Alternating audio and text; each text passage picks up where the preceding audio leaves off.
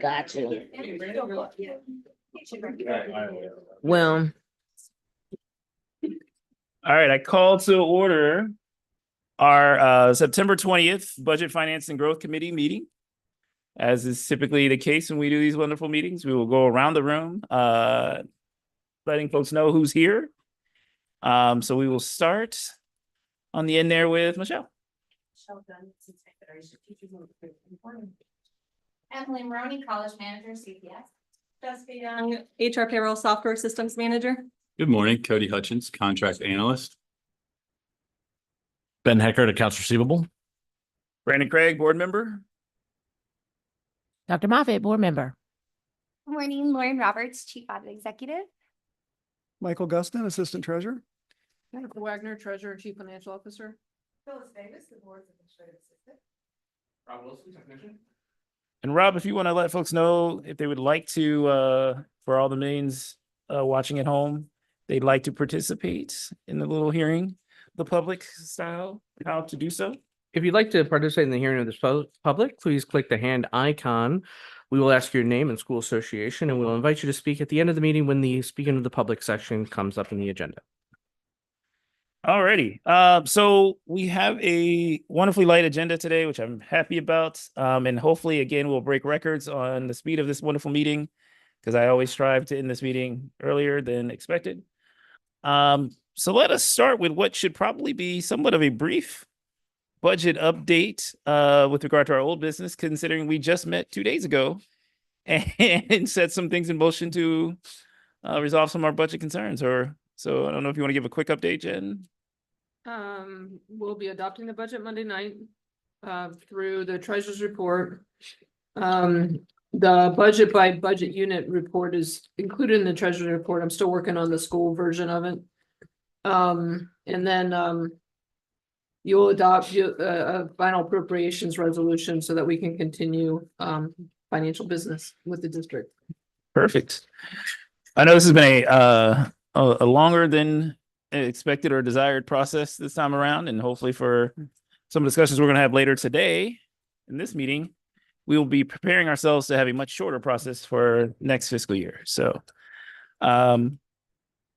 anything else from anyone with regards to our old business of our last budget? Seeing none, let's move to new business. I turn it back over to Treasurer Wagner and her team. And since Kevin Ashley is absent today due to an illness, Mike's gonna play his role, so I'll turn it to Mike. Yeah, so apologies, you're going to get a lot of me today. So thank you, Rob. Next slide. So yeah, if you don't look at anything else, the summary of the overview. Revenues and expenses are both up for this month. Cash is down. And kind of we'll go through those things as we go through the slides. So next two slides, Rob. So this pie, we always like to do this one first. This is all funds, cash and investment balances. Thing to note here is it'll come up later. We have 126 million in Star Ohio. So that is kind of a higher interest savings account we use. So, so that's nice. And then, we have 77 million in long-term investments. Those are the big pictures for a grand total of 334.7 million across all funds. Next slide, Rob. You can see this is our U.S. bank operating account balance. It is lower. That's why I mentioned the Star Ohio last slide. It is lower than historical. That is on purpose. So we're trying to maximize the interest we get on our cash. So we're trying to keep it in a higher interest savings account versus keeping the general account. And so we monitor that to make sure that both bank accounts have sufficient funds. So can I just add? Yeah, sure. So you remember when our state revenue is twice a month, our property tax revenue comes in 2 major points in the year. And so we get a lot of cash at the beginning of the year. And so instead of it sitting in an operating account, not earning interest, we move a bunch of it into Star Ohio to earn interest. And then we'll move it back as we need it. Yeah, thanks, Jen. We're just trying to maximize that revenue as best Right. we can.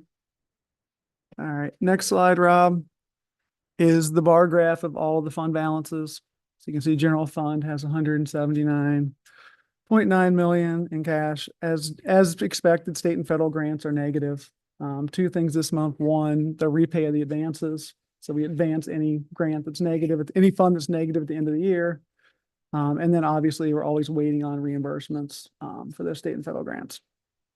Next slide. And 2 slides is the general fund. As I mentioned, cash balances are down a little year over prior years. So, and we'll talk about that in a second. Go ahead, next slide. You can see where we're at historically. We're pretty much right where we were last year, not too far off. So hopefully we can stay or do a little better in that trend. Next slide. This is the bar graph. We got our budget up there, 623.7. We have a little more revenue, just because of when we posted the tax settlement. Posted the tax settlement a little earlier this year.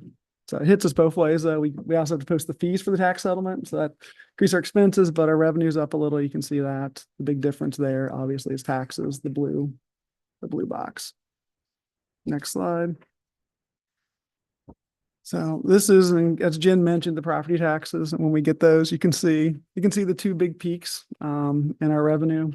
You know, those basically match, and then we dip down for the rest of the year. Next slide. We're a little above trend. This is the accumulated revenue, which is kind of nice because it flattens out any individual month issues. But you can see we're just trending a little bit above where we were. Next slide. To flip to expenses. So this is our expense in comparison. Like I said, we're ahead of expenses. One of the big reasons for that is we had a 3-pay month.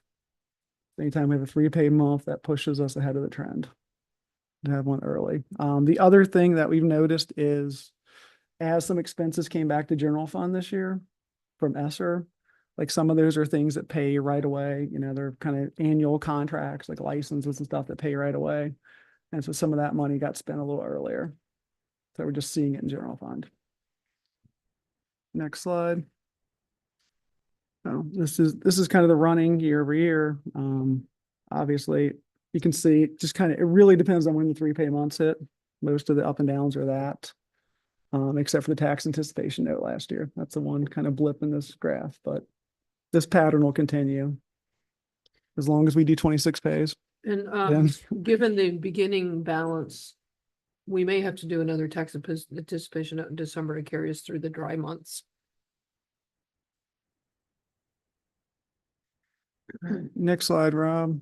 So this is a month over month. Again, we're trending a bit ahead of schedule. So we'll see if that comes back into the trend line next month. Next slide is our monthly statement of cash flows. We were almost positive this month. We had a slight decrease in cash, which isn't good. So the big things are tax settlement. So one thing to mention is, you know, we do get tax advances. So we're allowed to get advances on the tax money. So we don't get as big of a huge deposit of tax money as we normally would. But this was a tax settlement this month. So that's most of your revenue as well as the advances in. As I mentioned, we got repaid back the money that was advanced to other funds. And then on the expense side, you'll see the operating transfers.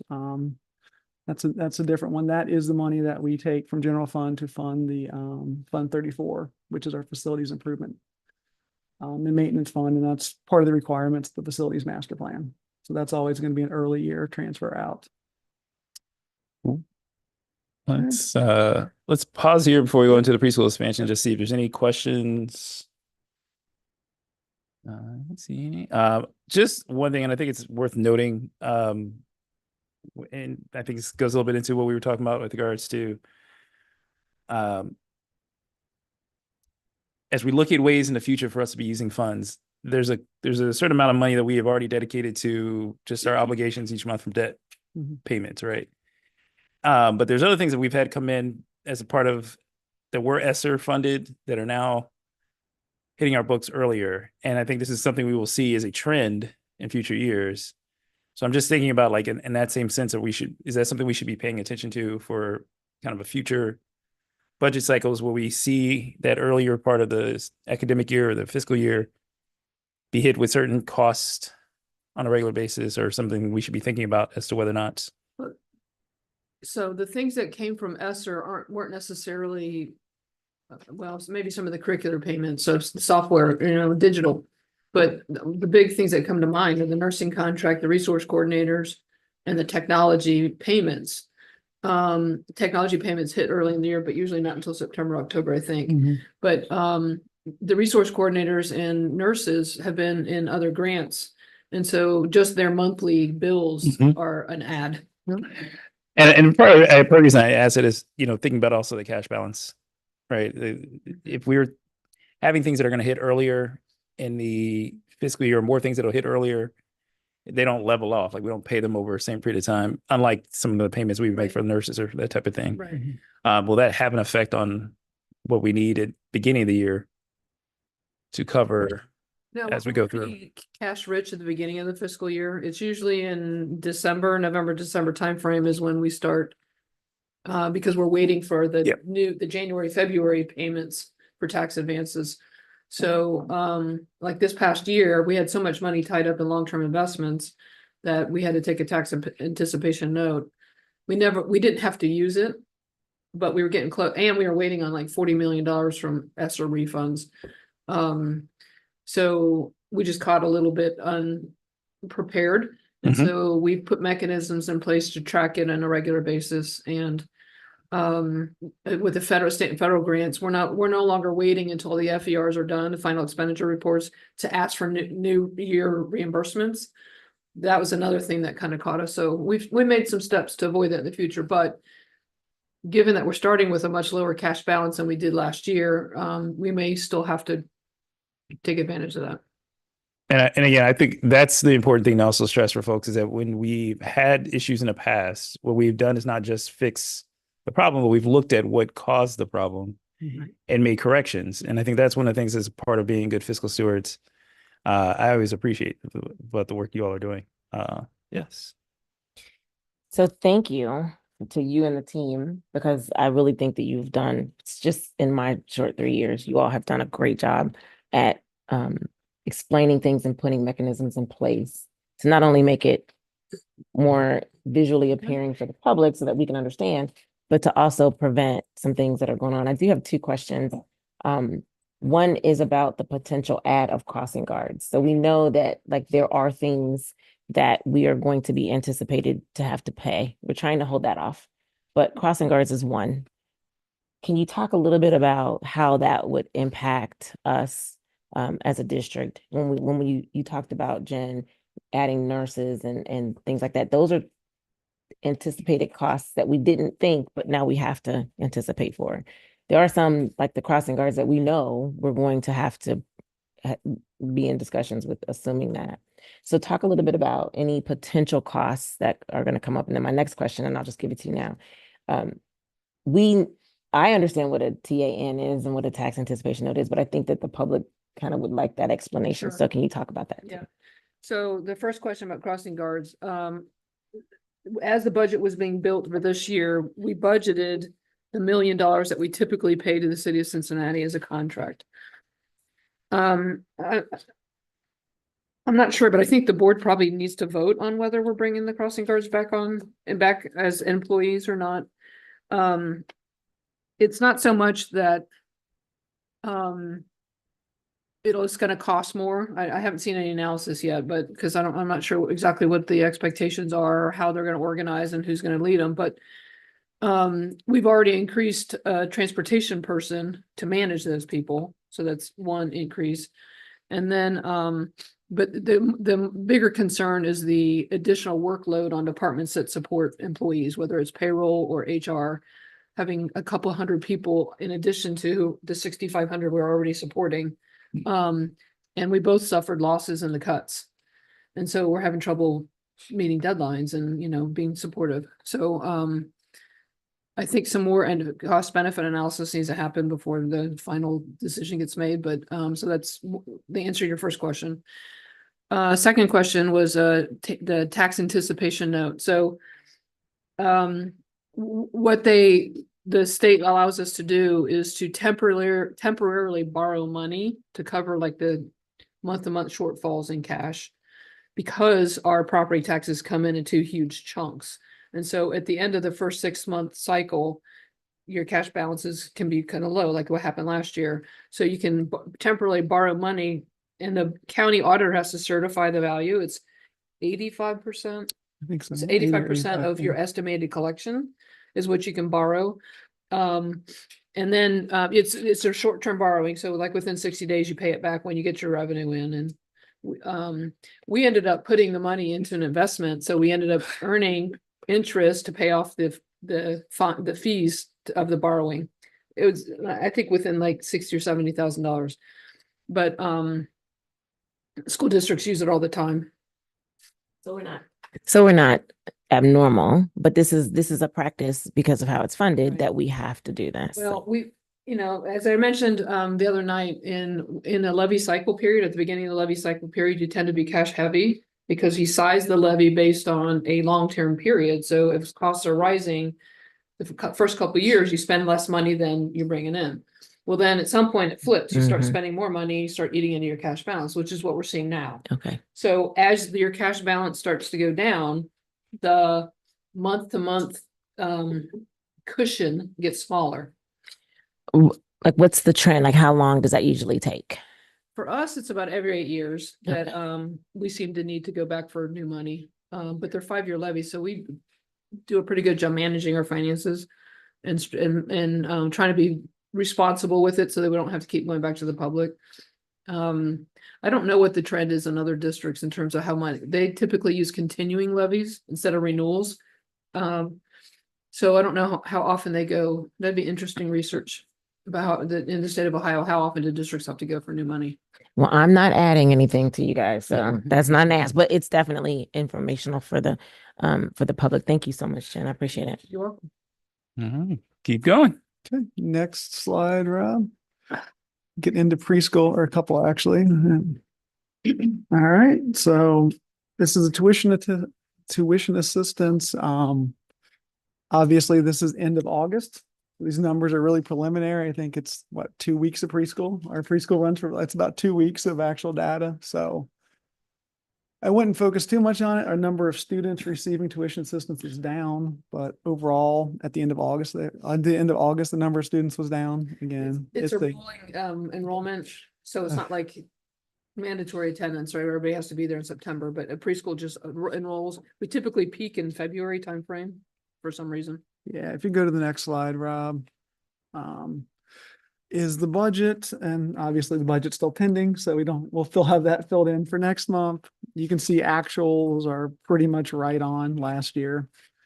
You know, if you look at the FY25 actuals, the FY24 actuals, we're right on where we would be. If you hit the next slide, Rob, I think this is a better illustration of what we were talking about. You can see our August number of students is a little less than last year, but it's higher than the other 3 years in the graph. And you can see, like Jen said, like the first couple months, you can see there's a huge increase, and then things kind of level out in October, and then they kind of peak in February. So I think all those trend lines are very similar. And this is just CPS students receiving tuition Right. assistance. Yes. And And so for what I'm not pre-K. sure about is if it was a timing thing of when school started this year, or if it was the implementation of new student software that people are having trouble getting stay caught up on enrollments. So are there more kids than we think there are? So we're hoping to, Kevin was reaching out to early childhood, so I'm not sure if he was able to get any answers on that, but we'll certainly we'll review it on next month. Yeah, I would anticipate we'll be back to trend, but yeah, a new student information system always is an interesting thing to do. So next slide, that's anything for any preschool questions? I think the only thing is that we will have to pretty soon have the conversation around what we're going to look at for our operating levy that includes the preschool expansion, which I really want us to change the concept of that. I mean, I think we can say quality preschool experiences, like an expansion of quality preschool, but we're not actually adding more We students. can't afford to expand any further. Yeah. But I think to the point of what we were seeing with the tuition assistance numbers, if we were to stay or even go back up to where we were in the last couple of years, that long-term sustainability of it will be something we have to think about from a budget aspect of what we want as a dollar amount to put into the levy. So let's keep going. Agreed. All right, next slide, Rob. So, still looking at fiscal year 2024 grants. This is month 14. The reason I'm doing this presentation is not Nan is because if you look at that top key activities, this is final expenditure report time. So our last final report to the state of what we spent is due at the end of this month.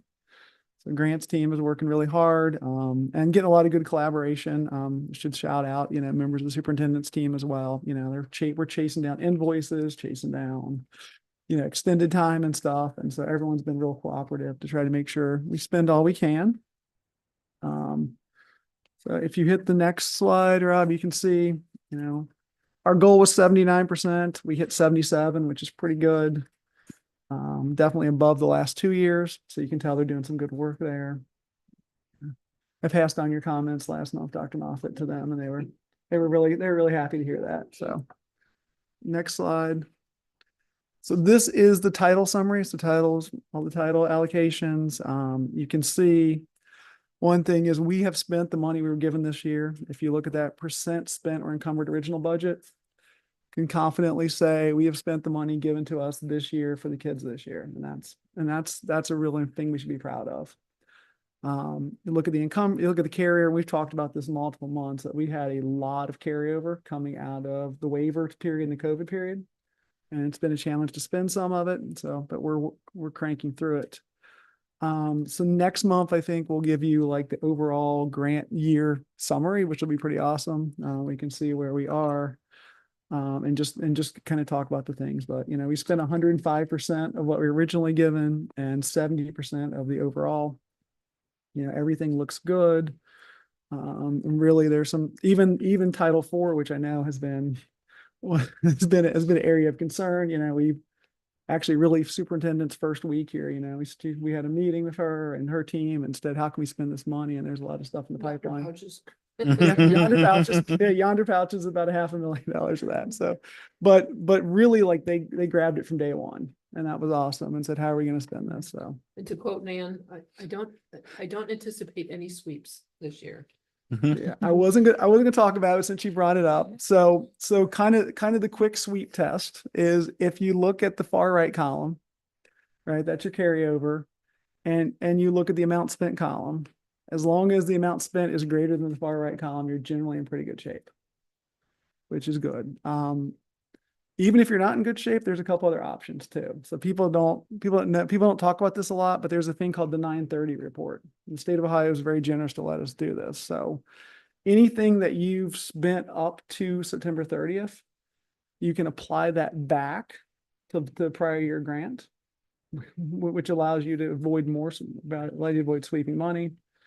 The other thing we don't talk about is, and this is kind of good, is, when state does their sweeps, they reallocate that money back and it kind of gets reallocated across the people who need it. So you probably actually get more money because other urbans are going to get swept, so it's kind of this extra reallocation that we get, which is kind of nice. It just, by the time you get it, it just makes it hard to spend it on time. It is. I mean, we budgeted to spend carryover this year, which can be a little scary for folks. I think that was a mindset shift. But otherwise, you get all this money in March and, school's over in May and it's like, what are you supposed to do? So we've intentionally budgeted to spend carryover. All right, next slide, Rob. Drum roll. There's your effort. There's your ESSER boxes. As you can see, they're almost touching. They're very, very close. Next slide is the real data behind ESSER. So you can see there's very little left. In the treasurer's report for Monday, you'll see there's a contract in there for student device leases. That'll be the majority of the remaining ESSER money. Will be in that. And that was an easy, quick spend we could do to make sure we spent it. So you approve it Monday, we're gonna pay it on Tuesday, so it's September 30. Only Thursday, but whatever. But it was a quick way to get it done. It was already approved expense. We have to do anything more, so that'll be nice. And that's going to be pretty much it. It will be Last week, the treasure huddle that we participate on, and Mike is starting to join me on it to start building those relationships. But we met, Aaron Roush joined us. He does on occasion. And so I was talking to him about the state chair change and how dramatic and painful it was for us. And he is going to try to pursue something because it's unique to urban districts, but most unique to Cincinnati because we use fixed sum levies and the other Durbans don't. Mhm. So we also talked about ESSER, and he said for the most part, the districts in Ohio have really spent down their ESSER, and not like other parts of the country who haven't spent it as well. So I just thought that was a good thing for Ohio. I have a question. So is there going to be a federal sweep where, hey, we're going to sweep every other district that didn't use it, and then maybe we could get some more? I asked that question too, and said, no, they're not gonna give it out. They're not gonna give it back out. I was gonna say, the Congress is made it a point of not wanting to give out what is still remaining on folks' ESSER funds. So The states want to use it. there's been efforts to crawl that back already. So Yeah, I don't know, they'll be very generous anytime soon, but would be nice. it would be. But they have offered a waiver of, I can't remember exactly what they called it, but a Late waiver of the liquidation. extension. The late liquidation. There you go, late with liquidation. So they're gonna give people who need more time to liquidate what they're spending out. But I don't think we're gonna need it. So We're cranking through. The only other thing is the encumbrance column there. A lot of that are just contracts. They're just paying out, some of the facilities contracts and construction. And we get invoices every day and we ship them through. So ESSER does not have, the 9:30 deadline's a little extended. So like I said, so we're not as under the wire there. All right, next slide, Rob. We got rid of the ESSER pie chart because there's no reason to have pie anymore, right? We've eaten all the pie, so. This is the FY25 consolidated summary. I think this was shared last year or last month as well, just to kind of give you an idea. One thing that we talked about definitely came up at committee of the whole this week was Title III, the money that we get for English language learners, and you can see there our district amount is tiny, so. that was less than I even thought. It's $600,000. And then there's another 63,000 for immigrants, but then you take out the share of The non-public. non-publics, and then and then we're looking at like 600,000. So, and if you think about how much service we need to provide, it's a drop in the bucket.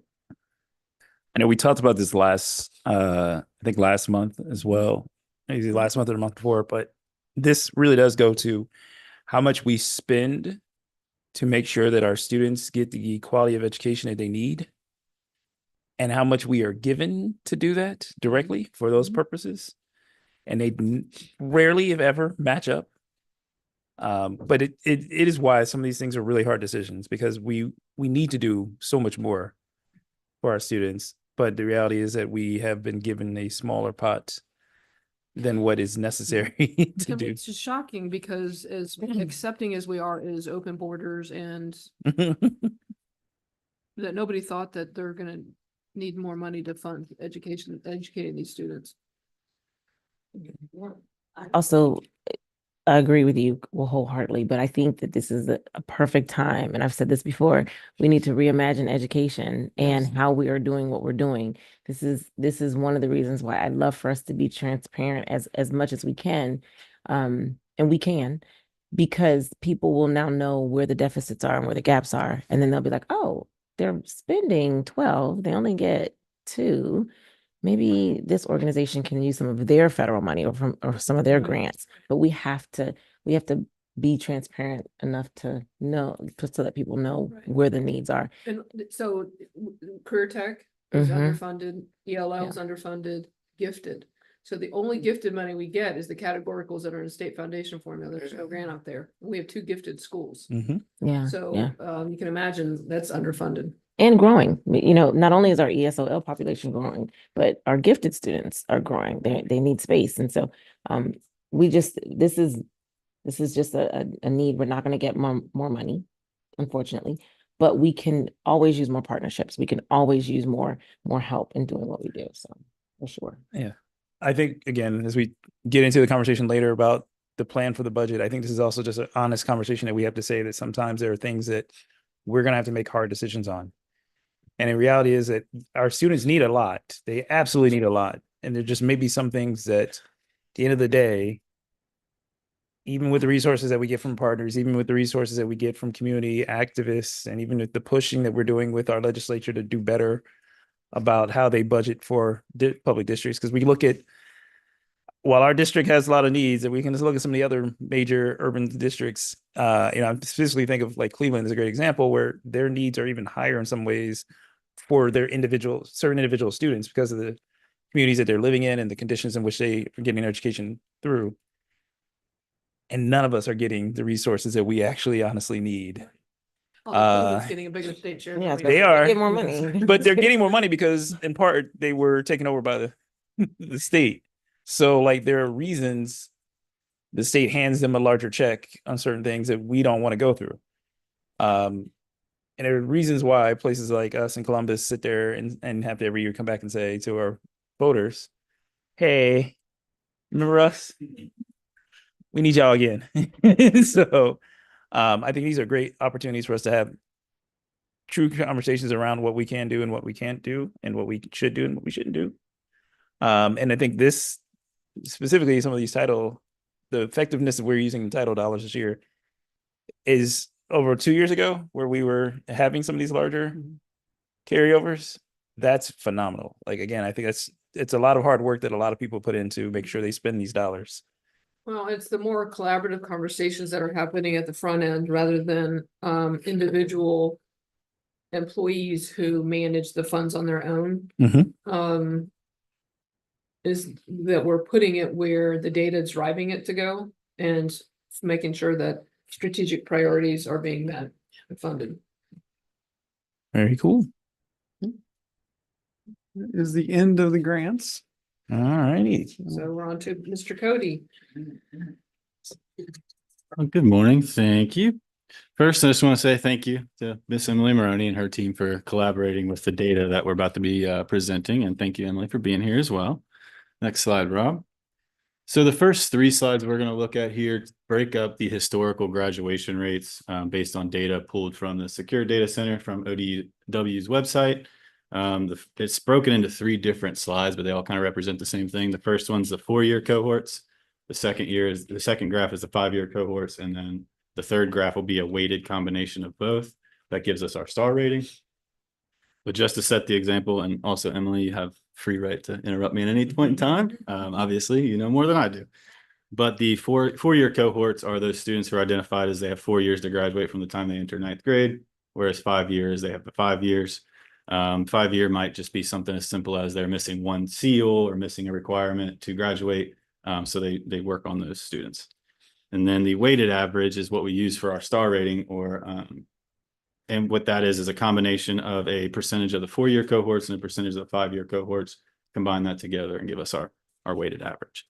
So the first graph here you can see is the 4-year cohorts. And I put this one first because the grad counselors predominantly do their work with the 4-year cohorts and those students there. And so you can see here, any school identified with an asterisk is a school that has a graduation counselor in place. And you can see the comparison over 21, 22 to where we were as projected as of end of last year. Next slide, Rob. So all but 3 of those schools increased their graduation or projected to have increased their graduation. And I will say there was one shift. So last year Euler and Riverview shared one grad counselor. This year, they decided to shift funding, trying to keep an AP position at both schools. So they no longer have that role. So we can add the asterisk there for the previous years. However, this year virtual high school is added on to have a graduation counselor. Thank you, Emily. All right, next slide, Rob. And this just shows the same data, but for the 5-year cohorts. And something to note here as well with Lighthouse, their first official cohort year was 21-22. So if you go back a slide, Rob, actually go forward I'm sorry. You can see there on Lighthouse, they don't have a 21-22 weighted average. That's just because that was their first cohort year. So we'll talk a little bit more in depth why that's important here in a minute, but yep, you can go, let's stay on the next slide, Rob. And then this is just the weighted average that I talked about, the combination of the 4-year and the 5-year. and show how that's been trending. And we would obviously want to look for anything with the asterisk, the projected trending up or kind of relatively the same, is the stuff we would look for. And then moving forward, go ahead, Rob. So these next two slides, they represent the historical comparison of the weighted average. So what we talked about for our star rating. And really the two graphs are kind of the same. They just represent the data a little differently. You can see the comparison of title versus non-title schools in the graph on the left. And then on the graph on the right, I just wanted to group the title schools together and group the non-title schools together so you can see how those trends have happened over the last few years. Something to note, very important on these two slides. So this slide actually does not include the data for CDA, Lighthouse, or virtual, as they were identified as non-traditional, and their data kind of skewed things a little bit, but we'll see that. I have that represented on the next graph, Rob. On this graph, the data does include the CDA and virtual. I kept Lighthouse out because, like I said, their first year cohort, I didn't have the weighted average for them. But as you can see, the difference here when you include CDA and virtual is like 21, 22. Title I schools actually had a higher graduation rate during that year. And then you can see it starts to scale a little differently as we go through on the non-title schools, and they start to accelerate above our Title I schools. But I just wanted to show that that comparison is a lot more similar when you take out that data for CDA and virtual. And obviously with Emily mentioning virtual getting a grad council, they'll switch to the title side. Can I ask a question? Emily, when will the projected data become actual data? So it's been submitted actually to the ACAD payments team. We're looking at 85.6 is the overall. Yeah, so once the state says, okay, this looks good, they have till the end of the month that we turned it in. Thank you. Thank you, Emma. All right, next slide, Rob. And then really just to kind of hit home, the idea of looking at these graduation counselors is to look at the lens of how we are closing that graduation gap between title and non-title schools and how that is trending over time. With title schools having a different population of students than non-title schools, it would probably be a good assumption to assume that those graduation rates may never be completely similar. Don't know, that would obviously be the goal. We would obviously want to see those kind of things being accurate, but just to show how that gap is decreasing over time. The two graphs, this one and then the next one, are similar, but the same way as the graphs prior. This graph does not include the CDA, Lighthouse, or virtual.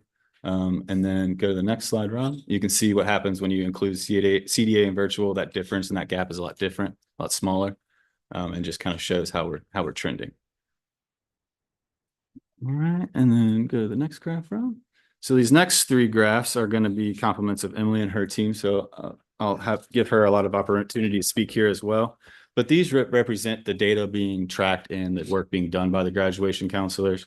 This is the on track, in quotes, to graduate section. So what they do here is they collect, the graduation counselors themselves collect the data for on track and off track students in fall and winter. And then that 24 projected is where we got that information from the secure data center, and just to show how those kind of compare. So Emily, did you have anything you want to add to these? Just as a reference point with the next 2 to 3 slides, I believe, yeah. Is that every school historically has looked at on track from pulling their EMIS reports. They'll look at what they've submitted and it will have like credit hours. So it's looking predominantly at credit hours. It's not looking at on track with SEALs, on track with alternative competency if needed, EOC testing. And so by looking at that, when I met with the graduation counselors being new in their role, we all kind of went, what does on track mean? Because once we start having these conversations of they might have the correct Carnegie units, but they don't have a SEAL and they're seniors, but they need 2. And then they also need an alternative competency. I sat down, looked at the board policies on graduation, looked at state, what we're doing in the state, and then also just looked at what is feasible with our teams for intervention plans and have created on track. So you'll start seeing some fluxes happening in our charts because where everyone was on track unit wise, great, but it didn't tell the whole story. So then we started asking graduation counselors to start submitting to us, okay, with this entire graduation, what does this student look like? And that's where you start seeing some of this between our semesters as they really start seeing the true picture of their students and where they were and creating those intervention plans. So that's where you're going to start seeing some waves. Thank you, Ms. Maroney. All right, next slide, Rob. All right, so yeah, as Emily can just mention, you can start to see those waves, but this slide just represents those schools with the graduation counselor. The slide previous just showed a representation of all the high schools. And then the next slide, Rob, shows the non-title schools. So. And I can speak to Lighthouse. Lighthouse unfortunately does have a big turnover with students throughout the year, either based on moving districts, based on truancy and dropout, or even programs that they become enrolled in based on particular behavioral, social, or academic needs. So more often than not, this is not so much the students not graduating if they persist, it is that students are no longer enrolled and or again, end up truant. Thank you, Emily. All right, and the final slide, Rob. So just to conclude the graduation counselor section, I just wanted to show a representation of the per pupil cost. So what this does is I took the average budgeted cost that we used last year for Allaview for our graduation counselors and divided that cost by the 9 to 12 students, grade students in that particular school that they were working with to come up with an average per pupil cost at each school, and to show that representation across. Some things to point out here, like Emily said earlier, Euler and Riverview did split one. However, the Euler costs seem a little higher because of obviously a lower population. The lower amount of kids you have, the higher your cost is going to look. So, all right. And they No longer have that. So that'll switch, and we'll do that with virtual and update those. But that is all I have on graduation counselors. Any questions at this time? Yeah. You know, I have questions. I am so excited. You just can't see it because I don't feel very good today, but I'm like jumping up and down on the inside, like let's get some data. So thank you so much for this. I think I just had a question and it just escaped me with my soliloquy. I apologize. I think to take Lighthouse out because they are such an outlier and they do skew the data because just the demographic of how they function is fair for sure. Are you noticing when you say that to define on track was like my thinking was what does that mean?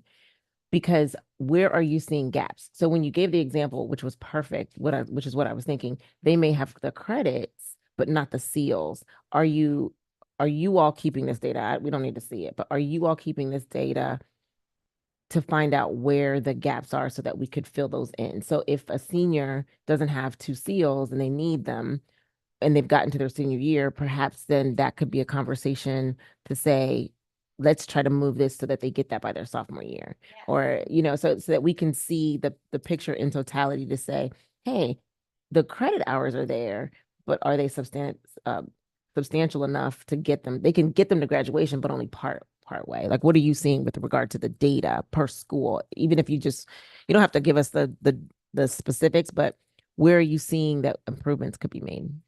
Great question. All over the place is what I'll actually say, but one of the things to kind of preface that then I'll answer is this year, we have added through actually grant funds, the EOEC grant, we have added a position to help as a data coach, but under the role of coordinator, to really sit down and help each school with the data. What is their storytelling based on, we actually have the 2 slides. I wish we had kept I know.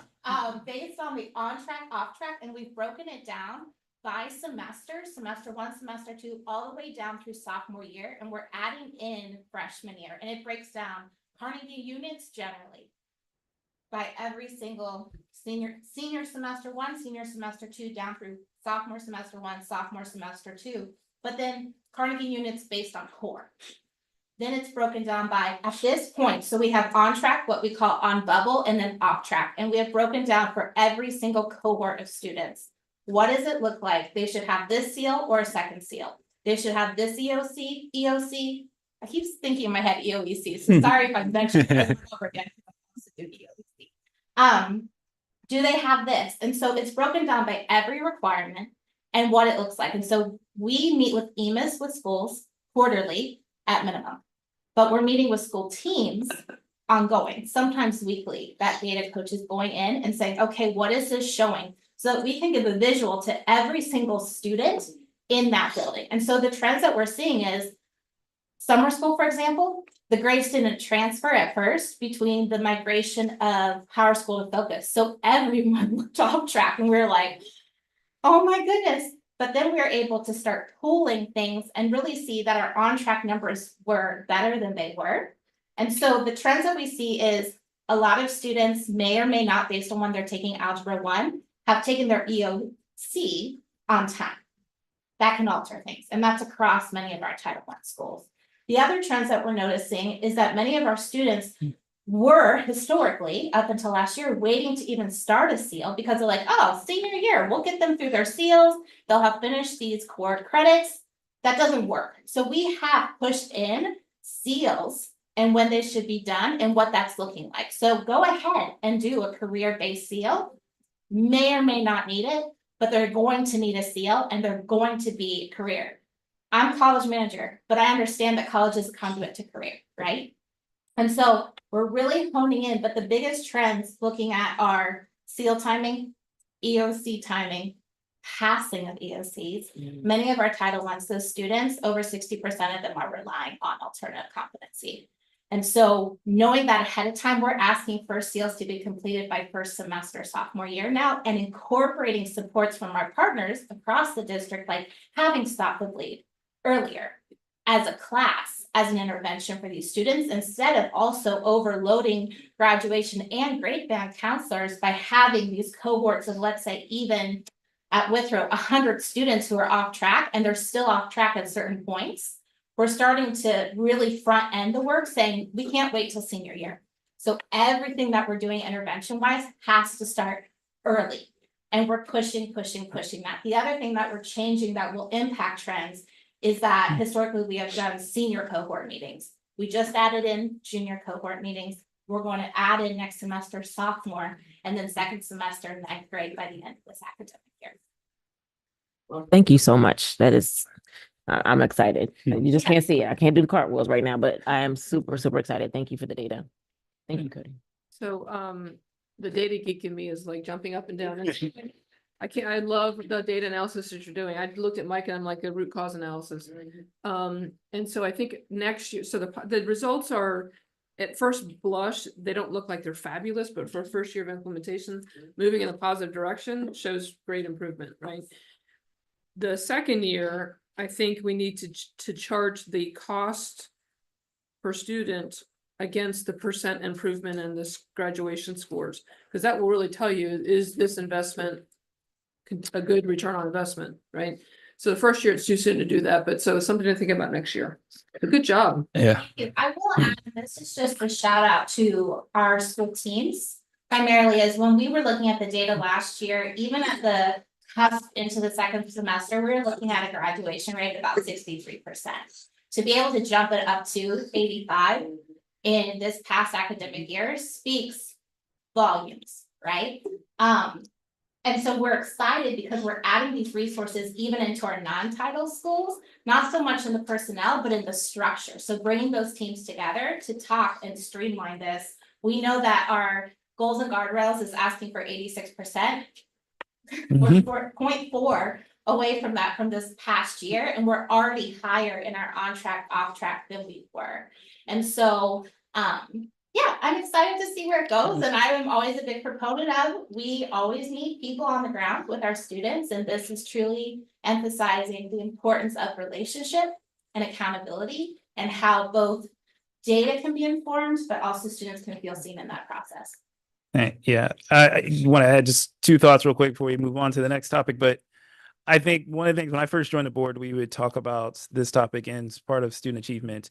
And one of my frustrations was at that time, we were getting ready to roll out seals and we were having to implement it more into what each student needs, is that it didn't feel like folks had a handle on how to manage that in connection with how to manage their academic achievement and performance. Right? Like they felt like two different conversations being had. And what I'm hearing from you is that that's something you all have tried to say, we cannot do those separate. We must do those together. That gets into the implementation of how we do it, which means we may have to change how the school day happens so that a student can get their CO earlier, so that we have programming and processes in place for the students to achieve at a different pace than just simply saying, let's wait for senior year, we'll put a bunch of stuff in. Because the other thing we know is that their academic performance often sometimes dictates their need for that senior year to be able to complete some stuff. And so what becomes the last thing they worry about is this seal or this other part that may need to be completed. I think the other part to that, though, is that, and this is what tracks to one of the things we talked about last time, which is how we deal with our counselors that deal with the students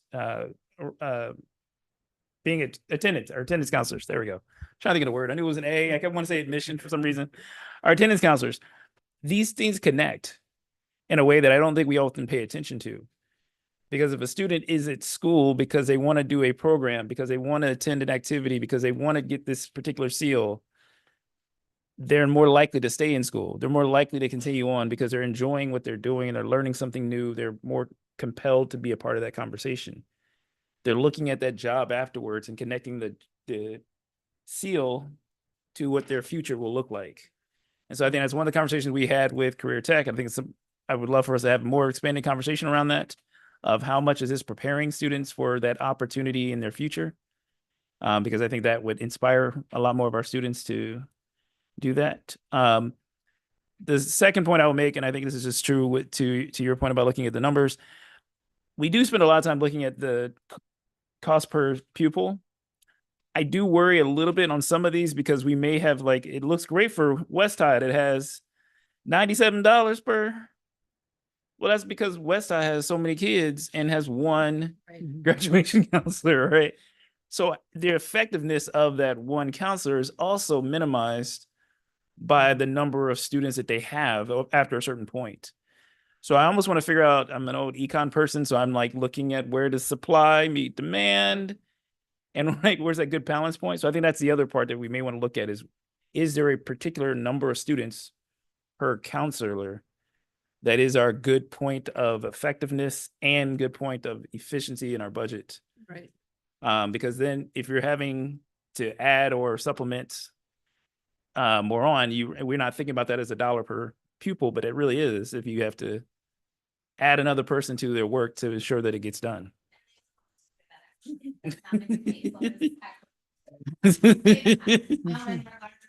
to hear that, in fact, I'll share that part of it.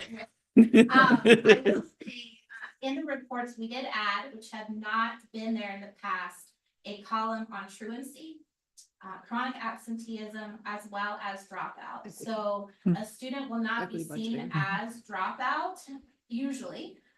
In our data, it's more of a relational thing. So we know that we have other roles tracking attendance, and so they're working together in partnership to say, okay, this student has been truant, why? And so this role, which goes to the point of the access time-wise to it, this role has also been meeting with and finding students with social workers in partnership to say, in this team, in this collaboration, let's get the student back in school and find out why they left.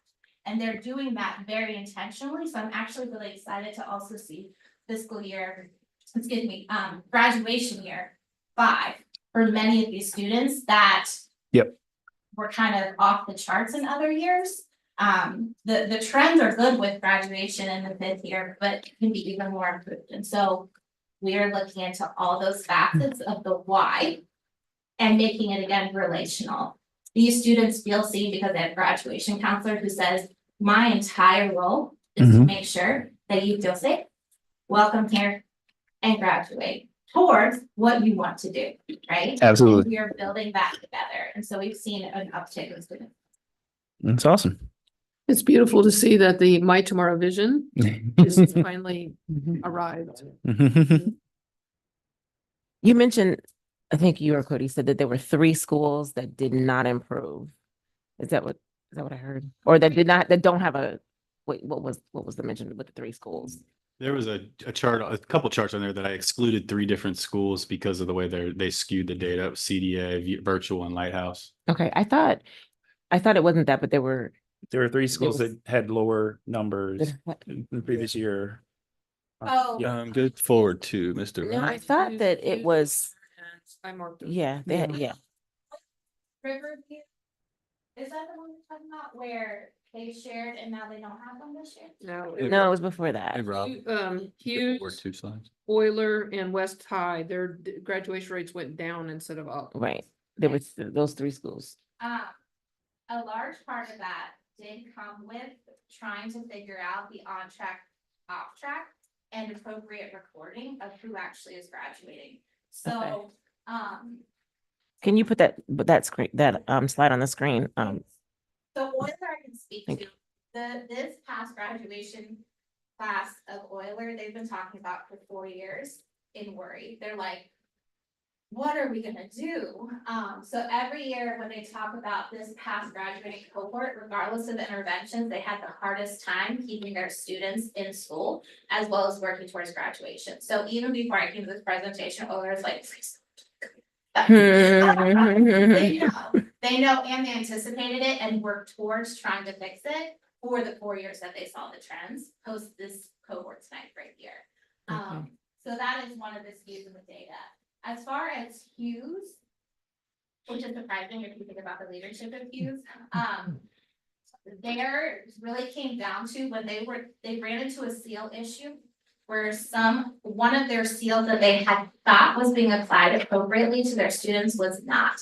And so they had to do a quick wraparound with that in their school. And then the final one, can you remind me? Jim, what was the? West West High. West High. West High. West High lost their ELF counselor and their senior counselor was out on military leave for over 3/4 of the year. So they had a team of 3 serving their entire, including the graduation counselor, serving their entire school, most particularly sharing the efforts of their graduation cohort. That was a personnel issue that had a great impact on time and ability to serve. Okay. Yeah. Thank you. I will say they had their EL position removed for budget savings because it was an entire year vacancy based on the special nature of its role. And their senior counselor is back in suite this year, was pulled out at the beginning of the year again for military leave, but they have a succinct plan in place.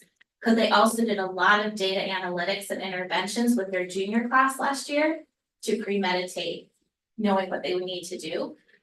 It was an unforeseen personnel issue last year. Okay, thank you. All righty. Well, thank you for that. Again, I think we always enjoy getting these updates as well, because it's one thing to hear what people are doing, it's another thing to kind of see some of the analytics and data behind it. I believe we have another wonderful presentation. So we asked Jessica Young to join us today, and this project started a couple years ago when we started having all kinds of Schedule E payment on time issues. And so Jessica is teamed up with Josh Harden and done some great work. So let's celebrate. Good morning. Thank you for letting me present to you our Schedule E QI project.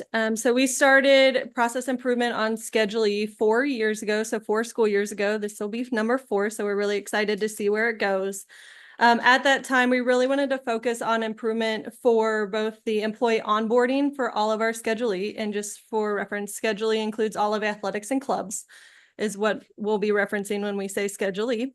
It also we wanted to improve employee contracts and employee payment. So all of those processes we wanted to get improvement on, as there were issues and delays for paying our employees through all of those processes. Next slide, please. This is a list of our Schedule E QI team. You'll see that both Josh Harden and myself are the team leaders. So we're splitting this up.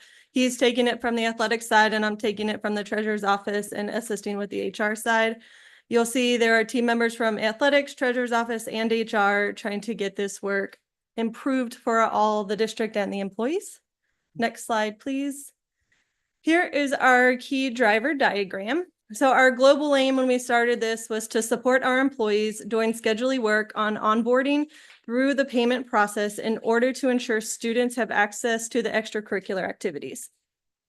Over the 3 or 4 years we've been doing this, we continually increase our SMART aim. So this year our goal is to get from 88% paid on time and accurately to 93% by the end of this school year. Two of our biggest interventions we've done over the 4 years, we call one ATAC, which is a copy off of the TAC that is done. We call it athletic TAC. And it's where we meet with both the school, either the AD and the principal. We have athletics there, HR, and the treasurer's office all meeting to go through each schedule of what we have ready to be paid before each installment is paid. We pay Schedule 3 times a year, one in the fall, one in the winter, and then one in the spring. So within that, we're looking at both full year clubs and as well as athletic, like sports coaches, things like that. So that was a huge intervention that we've adopted and we continue to do each time, as well as another one, our contract pay. So we moved to paying Schedule like we do teachers. So they're like a contract in the system. So it processes that way and pays them evenly and is set up to where we don't have to manually do anything every time we pay them. If we go to the next slide, this is a run chart over the past 3 school years. The letters are just telling you what season, so fall, winter, and spring. And then we also have the years. So you'll see the aqua color, I'll say it, is the first year we were tracking, which is 21-22, and we use that as our baseline data. Then we have the 22 and 23 school year where you can see some improvement. And then you can see spring where we also saw improvement, especially in the fall. Fall is always one of our hardest ones to get done due to everyone getting back in the building, getting ILT to approve what clubs are going to be picked. And some of the clubs don't get picked right away until through the school year. So fall is always going to be our little lag, but you can see a drastic improvement for fall, and winter and spring have kind of been the same for the past 2 years. We can go to the next slide. This is a different way to see the data, just with a 3-line chart. And so you can actually see we're very similar in 23, 24 and 22, 23. For winter and spring, we were actually a little bit lower. So we're going to work on that. And then Rob, if I can have you go to the next one. This chart here is the differences. So these are what we call supplemental runs, which is meaning they were not paid on time on their schedule that they were supposed to be paid on. So this is the 23-24 data to look through if it was a season, so a coach, or if it was a full year, which would be like a club, and which ones were paid on time. And then these are the supplementals. So why weren't they paid? And then looking at which ones weren't paid on time, so we can kind of see what the big focus needs to be. On the next slide, our next key project learnings will be the our learnings were the cross-department collaboration. So being able to sit with all the departments, we had schools, principals involved, athletic directors, and we really talked through the process and being able to learn from each other and what each process was to understand maybe where the shortfalls were. Creating a full process map from start to finish to know what each step was that had to be done for Schedule E to be paid and for our employees to get everything that they needed. And then lastly, making sure we had all the right people at the table to be able to give the input and we weren't missing any steps. So those were 3 of our learnings that we did. And then our next steps that we're going to focus on this year and going forward will be a look at the full year contracts. With the slide before, we could see that full year, the clubs were paid on supplemental more frequently than the seasonal, which is the coaches. So we want to focus on those. And then we will focus on elementary schools. The ATAC that I mentioned earlier, that is really focused for the high schools. So we don't have like an individualized process to meet with all the elementary schools. So we want to kind of focus on them a little bit more and see how we can get improvement for them. And then last, we are looking to move to a Cognos dashboard. This will be for principals, athletic directors, as well as the athletic team, where they can see up-to-date information each day on where we are in the process for all the different lines. So they know if someone didn't finish onboarding paperwork or if we're waiting for them to go to board or something like that. So those are our 3 big focuses for the next year to make sure we're continuing to move in the right direction. Then the next slide, our self-assessment, we are putting ourselves between a 7.5 or a 7.5, so between 7 and 8. We do have successful interventions that we have adopted, and we have the evidence to show that. And then we also do have some reliable processes and sustained, but there's still much more room for improvement. So I put us in between a 7 and an 8. And then I think that is it. Next slide. Any questions? Questions for folks? I just want to say, again, I think this is always going to be something that's a difficult thing because Schedule E is just its own world of fun at each school, on how they use it and how much it gets used. I think hearing that there are less of, even if you look at the one chart that had the number of supplements, even the total for each of the categories was like less outside of the seasonal ones. That's an improvement, and I think it should be recognized in this process improvement. I guess my one question is, and this is the longer question, about some schools have a ton of clubs and organizations. Some schools have 6, right? And I guess at what point for a fall to be able to understand what we're going to have each year, how do we get to a better space where we understand what that potentially is going to look like, or what, when that process will help you all be better, I guess is maybe my question, because I think the struggle for some of the schools, that especially ones that have lesser, to be able to determine whether or not we don't need the same amount of funds each year. So, where we need to have this information done quicker so that how many programs they're going to have. Right.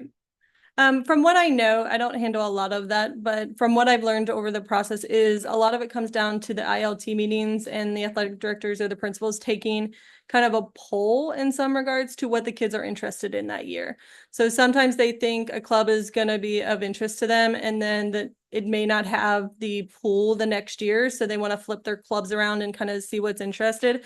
So I know some of it has to do with they're waiting to see what the kids are interested in. So that, of course, doesn't necessarily happen until the school year starts and gets going. So unfortunately, I don't have a full answer for you, but I know that that's part of their decisions. I think that's the answer, right? Is that you have to wait to have the students make those decisions. And I think that does then impact on how quickly can you all process who's doing what, right? So if you don't have a club, you had it last year, it no longer exists, then that has, if a teacher or whoever's going to be working with that particular group, that's something you have to wait to kind of figure out. And so I don't know if there's a easy solution. I think Jen had her hand up, but So, 2 concepts. One is not very popular, in that they're looking, when you think about the return on investment, is there a minimum participation rate in which we make a decision to move forward or not? So, does it make sense to have a club and pay a club advisor if there's only 2 kids in it? So there's that. And then the other concept is the payments, the stipends that the coaches and advisors get are the same regardless of how many kids are participating. So if you have a tennis coach at Walnut Hills, the job's a lot harder because they're going to have more kids versus a tennis team at, say, Aiken. So that's another issue and that's inherent in the problem as well. Dr. Moffitt? So I was kind of gonna think along the same lines regarding equity. I think you all do a great job with athletics. I enjoy my passes to be able to go to games, and I use them very often.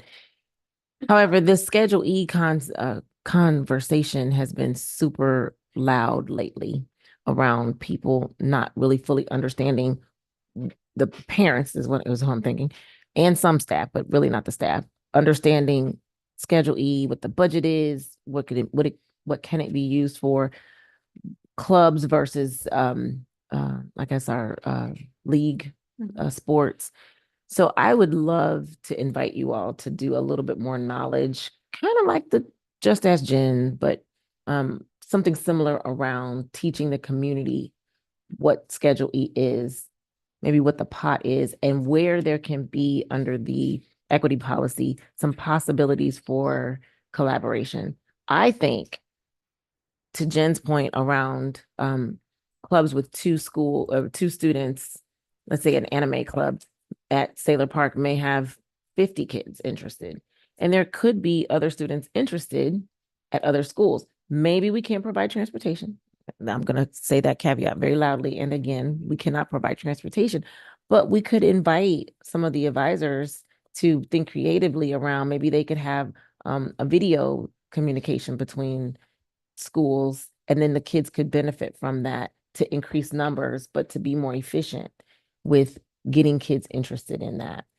I think if maybe we had a master calendar of what is being offered at what school by the name of that advisor, and then that's published, perhaps we could find interest to increase attendance and opportunities, but really for me, it's more opportunities around getting kids interested. It doesn't seem fair to me that if you happen to go to Rockdale and you're interested in anime and you've got a best friend that's in your class, maybe there's 2 or 3 of you, you cannot have an anime club because there's 3, but another school who has 10 or 15 can have that anime club because there's an advisor and there's more kids. So I would invite you all to think more creatively around publishing what you do and how you do it, because I think what you do is very, very good. But then under the guise of equity, being more creative and innovative with how we can get more exposure to our kids for Schedule E opportunities.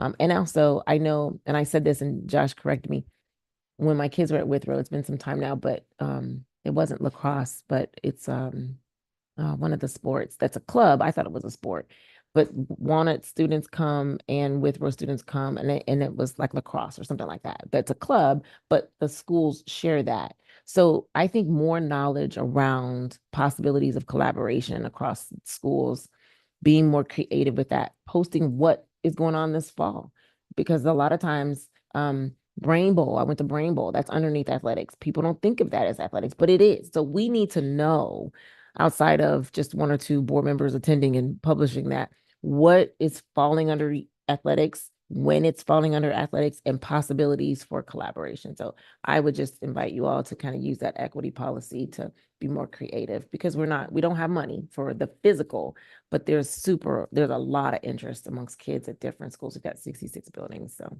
but thank you for all you all do. Thank And you. And this is also good, the Schedule E concerns and how we do Schedule E is always going to be a challenge, because each year we're really waiting to see what people's interests are. I think one of the things that maybe come from something like this is to make Schedule E process better. We have to make the process for how we decide what's a club, what's a inter-district program, right? So we've seen certain schools who cannot support a program on their own be able to collaborate in other ways. So there are other means to do that would also not necessarily require the same type of Schedule E situation or payment, or Schedule E, payment for persons advising. Or does a person take a role on, like we do sometimes with the arts and music, where we have opportunities to do these different programs and clubs in a space that is more collaborative for each of the schools, that does not necessarily flow directly out of Schedule E? Because I think that is the other part. At the end of the day, is that we just have to know.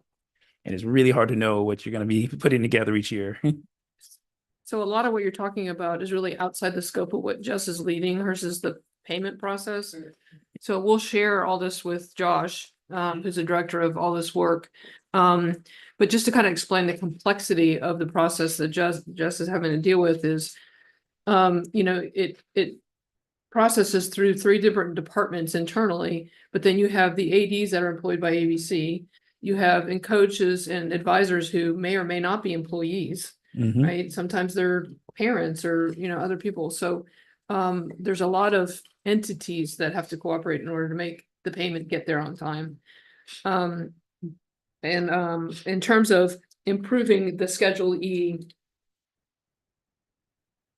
offering and the management thereof is kind of broader than the scope of that team. Just wanted to say that. So, but we'll certainly sit down and share with Josh. Yeah. And he's on this. Oh, Oh, super. well, hello, Great Josh. job, Josh. We love you. Hi, Josh. Yes. I Thank you. But I think to your point, Jen, like this is exactly when we don't have that larger part established, when we have these multiple different parts that you have to go through, these multiple different steps, it then makes, when you're looking at, okay, did we get payments done correctly? Right. Did you send me all the folks who are going to be in the club? Oh, wait, no. Now we got a new club that got started on October 1st as opposed to Right. September 1st. Did they get input in the system correctly? Like all of those things that are the things we talk about in audit as well. One of the biggest learnings that every QI team that has started is that not one person in the district understands the process from beginning to end. And it's not documented. That's one of the first learnings they do, right? Am I right? Correct. Everybody that's done QI projects. And it takes a lot, because then everybody's like, oh, I didn't know that. And then so it becomes this big epiphany for everybody. So it's, yeah.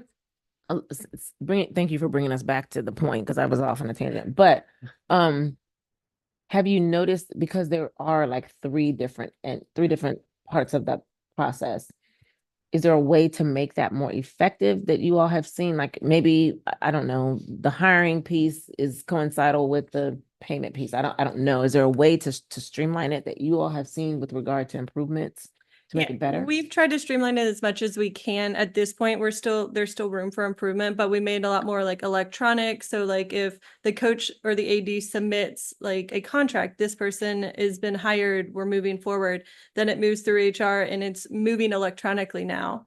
So we're trying to make it as seamless as possible, but it's then just making sure that we're able to review the information as quickly as possible to see where the shortfalls are, Gotcha. is where we're moving towards next.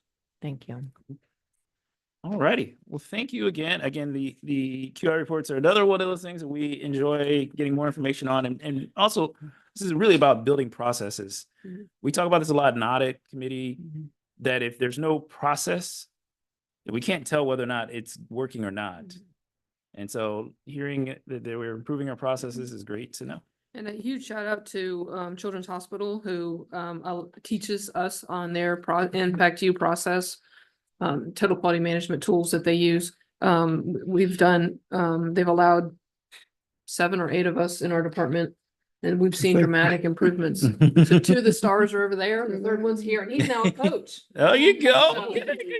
So- Might have to do some shout outs for you this week, I guess. Alrighty, onward to our next topic here, which is our annual CRA and TIF update. Yep, Michael. Yeah, me again. So before you do the shout outs, wait till you hear that. Wait till you get to this. But I will start with shout out. So across from me is Ben Heckert. He is our supervisor of accounts receivable. He does he and his team, he's got a team. They do 2 very important things for the district. One is anything that we invoice out, they make sure the invoices get out and track them through payment. The other thing they do is they record all of the revenue that comes into the district. So if there's any money recorded in our financial system, his team had a hand in it. So just want to shout him out. The graphs you're going to see, a lot of the data is from Ben. So 2 questions for today. First one is, how do community reinvestment areas and tax increment financing districts impact the district's finances? That's a traditional type of report. The other question I wanted to delve into a little bit is, are we collecting all the revenues we're entitled to receive? That question comes up from time to time in different conversations. It is hard sometimes to prove a negative like that. But as an accountant, there are some tests and stuff that you can some kind of accounting tools and testing tools that you can do. Lauren will be familiar as well. So 2 parts to each of these things. Next slide, Rob. Next slide. So just quickly, some definitions, just especially for the public. I know you guys are pretty familiar with this stuff. We talk about it every year. 2 types of properties. There's exempt properties and abated properties. Exempt properties are properties that don't pay property tax. Like the building we're sitting in today is a good example. Any municipal or school or public school, churches as well, cemeteries, those sort of things. Abated properties are properties that receive reduction in their property taxes paid. So they pay some, but there's a reduction. And abatements are generally an economic development tool used by the municipality. Both TIFs and CRAs are going to be abatement programs. If you go to the next slide, Rob. So this slide just kind of defines the difference between TIFs and CRAs. Big difference is in some parts where it goes, TIFs are a municipal or a city organization. So they're creating a district or project. They're going to manage that. The community reinvestment areas, the CRAs, are going to be much more focused on individual property owners. It's not, and you'll see that if you go to the next slide, Rob. This is a great little graph that I actually stole from the city and how they explain things. So what we're talking about today at these abatements is anytime an abatement contract agreement comes in, property values kind of get locked. And so you see that baseline property value down there at the bottom. That amount's still going to get collected by the county. It's still going to get paid out to all the people that should get it, but it's locked at a very low level. The light blue area is going to be your increment. So that is the money we're talking about here. In a TIF, that light blue money is going to go to the city, and it gets put into special fund. And in a CRA, that light blue amount is going to be kept by the property owners as a reduction in the taxes they would have paid. And then we come in to collect some of that. So next slide. So let's just go through one more, Rob. So quickly, just wanted to share the CRA payment process. So again, but all these start with an agreement. Property taxes are assessed and collected by the county. And again, that's in the baseline amount. What we do, what Ben's team does, is they calculate the amount owed based on the values of the property and the agreement in place. And then we invoice those property owners twice a year. January and May now. We've moved the dates a little bit, but January and May now we invoice them twice a year, and then they pay us directly. So we get that money back directly. Next slide. So right as of today, we have 430 active CRAs across our district. Kind of the breakdown here. So there was a change starting with tax year 2021 in the percentage that CPS receives of the evaded value. So it went from 25 to 33%. As you can see, obviously, most of the active agreements are at the old rate, the lower rate. And obviously all the new ones are at the higher rate. Next slide. This slide is kind of just a breakdown of old and new. So I know it's pretty busy. The thing that I would ask you to kind of look at is the gray part of the pie. So it kind of shows, which is interesting, how these agreements have changed over time. So the gray pie piece for each of these is a 13 to 15 year agreement. So somewhere in that range. You can see that was about a third of the old agreements. It's almost 80%, so like 80+% of the new agreements. So really the new agreements are in that 13 to 15 year range. So that means those properties are going to be abated for that period of time. You can see like the 5 to 10 years have shrunk to almost none. And the 11 to 12 years have also shrunk a bit. So kind of standardizing in a way. Next slide. All right. This is just a list real quick of expiring and new, just to give you an idea, as things roll off. The expirations have been pretty steady. I'm increasing a little bit. The new ones, we had a big number in 2023. It slowed down a little bit for 2024. And I think we have a few that are in process. You'll probably see a couple of them next month at our meeting. Some brand new agreements. Yes, we'll see some at the next one. So, okay, I know. Yeah, I know we went a couple months without having these, but there's a couple coming. All right, next slide, Rob. So here's a high level revenue. This is collections. See the takeaway from this slide is we collected over $10 million in fiscal year 24 for CRA payments. And there's the pie chart gives you a breakdown of by length of agreement. So next slide. So kind of to try to test it, right? Are we getting what we are entitled to get? So I did two kind of reconciliations or two pieces of analysis. First one is, and I'll go into deeper detail in a minute, analysis of the winter 2023 billing to collections. So are we collecting? We collected over 99% within 6 months. I have a slide for that later. And then we tried to do a reconciliation of parcels, right? Because each group, there's 3 groups really involved in these projects. It's us, it's the city of Cincinnati, and it's Hamilton County, right? And so the 3 entities work together. So we reconcile our data sets every October with the city. So we do a full reconciliation. And then obviously as new agreements come through, we add those, both sides add those to our list. I don't have the data from last year's reconciliation. I don't know how many we added or not, but obviously we'll collect that this year. The other piece that was a little more difficult was reconciling our parcels to the county's parcels. So if you go out to the Hamilton County Auditor site, they have a really nice flat file of all exempted and abated properties. But what you have to do is then they have a bunch of codes, right? And so the file has the codes, you have to look up for the codes and then put those codes back to get really what you want. So worked through some of that. 425 parcels had a really clean match between our systems, felt good about that. There's 38 other ones that need a second look. I don't think really we're missing anything. There's some really interesting like land use codes that need to look at they're not the most common ones, right? So we'll take a look at those. The fact they're not in the city data makes me think it's just a weird kind of data anomaly. But we'll follow up on those and make sure make sure there's nothing outstanding. All right, next slide. So this is a quick analysis of the winter. I remember we said we bill in January. So this was a January 24 billing. We billed 5.2 million. Actually 5,264,000. We'd collected 5,213,000 through the end of June. Which is pretty good. It's over 99% collection rate. I have a question. Yes, Jen. When did we implement the policy where we started charging late fees? Last year we mentioned it on our December letter. We had sent out a letter last December, so December 23? correct, December Okay. 23, basically stating that if they went beyond the 60 days past due, then they'd be assessed the 12% contractual late Do fee. you know how much we've collected on late fees? We have only billed I have only billed 3 late fees on 3 CRAs that went that long. And that was due to unpaid May and unpaid January because it's in a rolling cycle.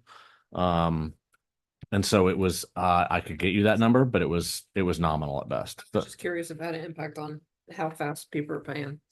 Yeah. The threat definitely worked. I will say that.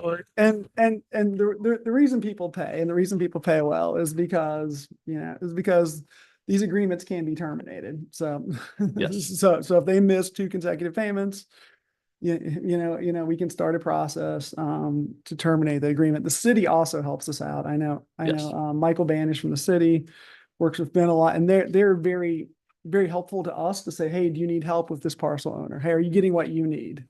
One of the things people don't know is the CRA parcel owners also have to pay the city a fee. There's like an annual fee they pay them. It's just a flat amount. And so we do work back and forth. The city doesn't get their fee. They're reaching out to Ben and saying, hey, we didn't get our fee. Did you get your money? And just cross checking between the two. So there's a lot of collaboration that keeps us going. And we do really well with collections on this.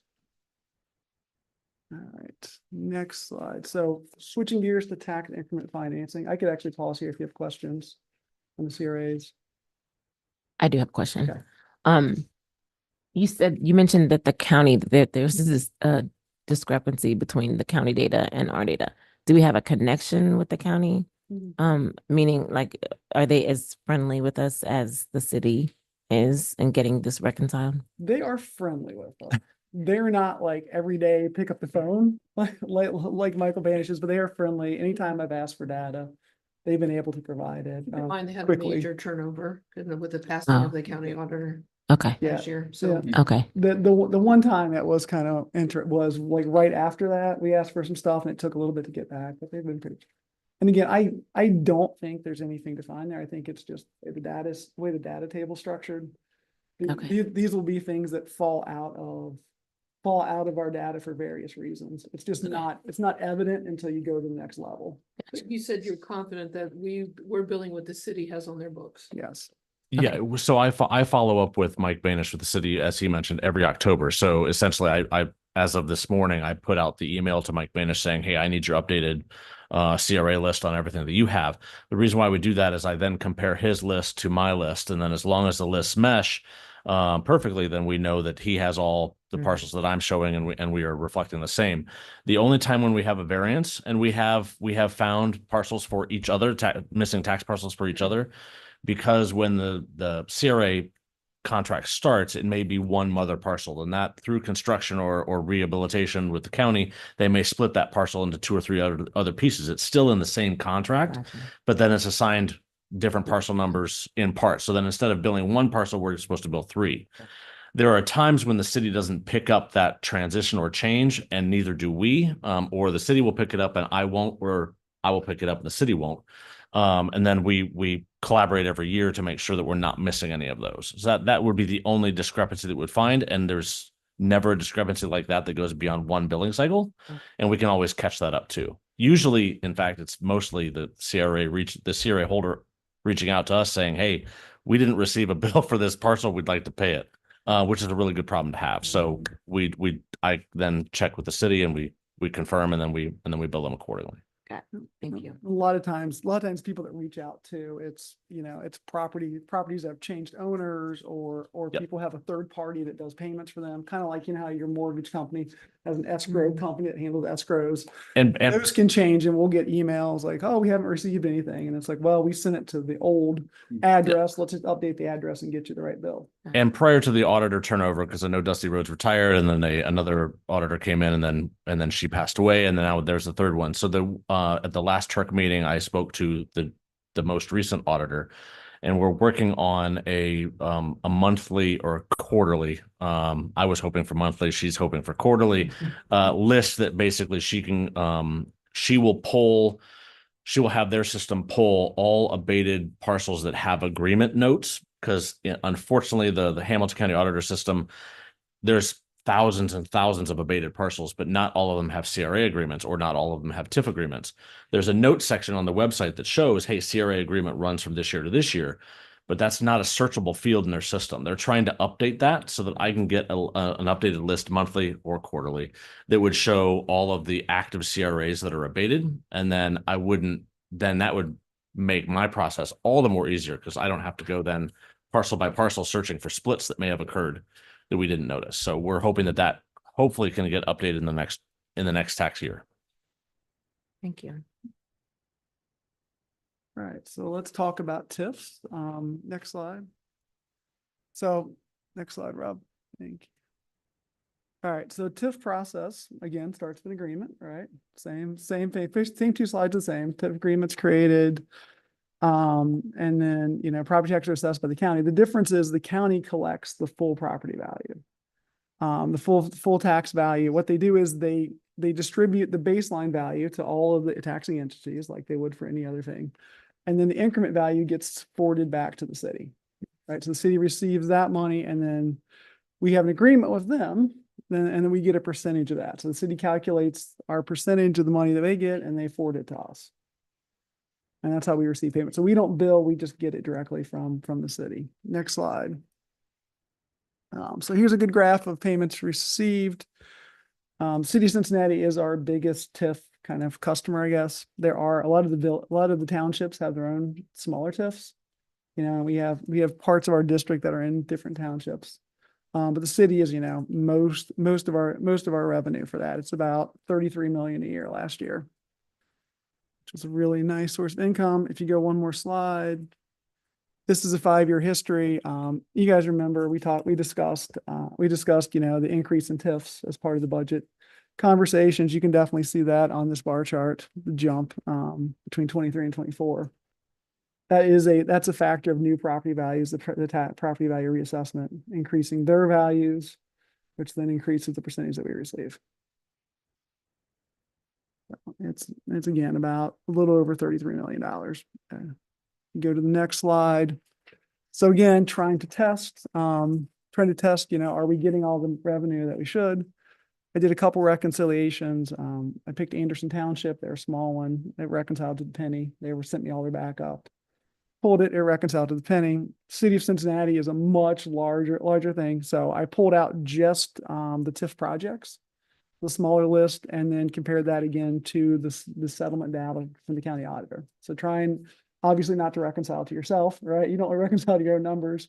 So pulled out the county auditor's data. There was a small variance, less than 1%. It was actually in our favor. So we're just not going to tell them that. It was a tiny variance in our favor.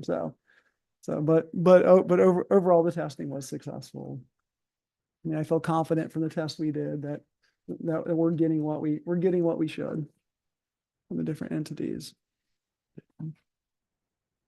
There's some other reference stuff in here. If you're looking at the slides online, there's a large grid of the CRAs we're not going to go through. And then there's some references about TIF districts, and then some links to data the county has as well as the city.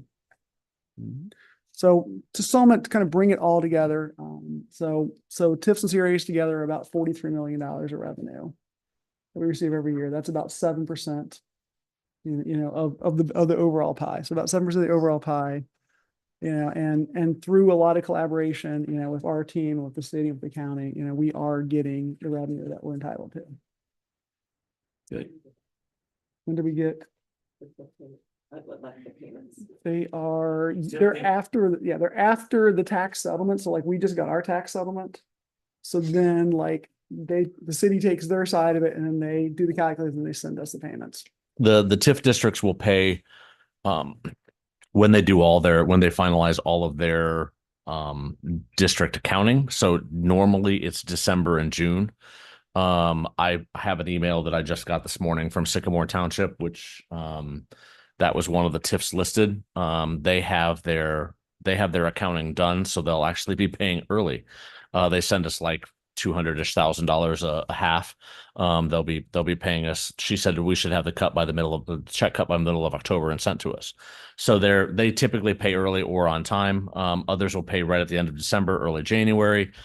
There's no late fee for a TIF. They just pay when they're able to pay and when their local board approves it. But routinely everybody pays around November to January and then also May through July.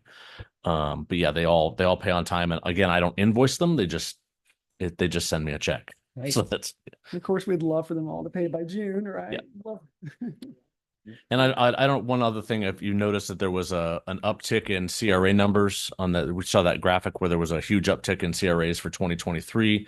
And then you saw on the TIF payouts, there was a huge uptick in 2024, the increase.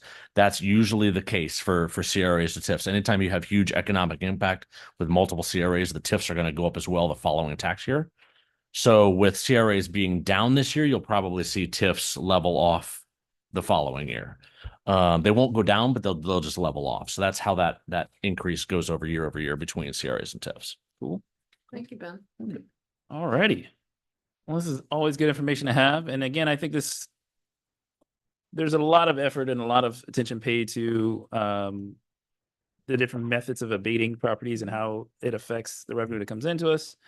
I think the other thing that we always have to think about is that on some of these things, or I think for me, the thing that is most important with all of this is that it does also change how our formula calculates what the district gets from the state. And I think that's been the biggest hit in a lot of ways to what we've received is, fortunately, our formula attracts so much of attention or attracts so much of its value out of what our real estate valuations look like. So, Well, with that same concept, they're getting a huge tax cut in order to do whatever they need to do, whether it's rehabilitating a building or building something new. So I started utilizing that in my second year here as the quote unquote threat for them to pay quicker or faster. Okay, yes, we're now installing the 12% late fee, which we should have paid, which we should have charged you, but we're nice. And now we're catching up and not. But keep in mind, if you lose the contract, instead of paying 33% of your taxes, you're going to be paying 100% of your taxes. Yeah. So take the amount you're paying us and multiply it by 3, and that's what you'll be paying if the contract fails. And that is actually a larger threat than the late fee. Because they know that if they hear from the city and from me, that's bad news. yeah. So yeah, they're definitely paying more routinely now. And yeah, and especially again, if they lose the CRA, in some cases they will pay that full amount. Sometimes depending on where, what all goes into it. But yeah, no one wants to pay more. So that's at the end of the day, they're much more willing to cooperate in that sense. But thank you both. Next on the agenda is just a treasurer search update. For those who have not been at our past board meeting or weren't following online, as all should be doing. It is now live out there. They believe the last day to ask questions about the RFP is Monday. And then I believe all of the RFPs are due by the 30th. And the hope is that if we have everything by the 30th, that'll give us as a board time to then review, make a decision as to the millions of people who want to do this RFP to do our treasurer search. But this is really just step one in that process. So at the end of the day, the next few steps are, again, I think we as a board will have to make decisions as to looking at the role of the treasurer, which again, Treasurer Wagner's put together some information on, but we have to just decide what we want to frame that as, so we can provide that to whoever is our search firm that we utilize. So I mean, in addition to all the state requirements for a treasurer, what are we actually defining that role to look like? And I think that's part of, again, as we think about transformation of the district over the next, few years, few decades, we want to make sure that we're having people in place that will be able to support that. So that is, unless, I don't think there's anything else update on there. I don't think anyone's seen any of the folks who have come in or have received any questions yet. So next on the agenda is kind of getting us ahead of schedule for what we normally do, which is talking about our next year's budget. And so I asked the treasurer to put together some materials to just kind of get us in the right frame of thinking about the conversation we need to start having. So I will pass it back over to you, Jen, to reframe us. Right, so we have a draft timeline. Oh, yeah, you have it, Rob. Okay, and I put the column for the public engagement strategy in there. Since I'm not an expert in that area, I would appreciate suggestions on how to keep the public engaged and not just being talked to or presented to. And then, and we'll of course do some Just Ask Jen conversations, and the whole thing, but what we really want to do is start the conversation now. So that we're not sitting where we are today next year and waiting for a budget to be done at the very last second. We would be sitting here with you. I was told to quit reminding people of that. Yeah.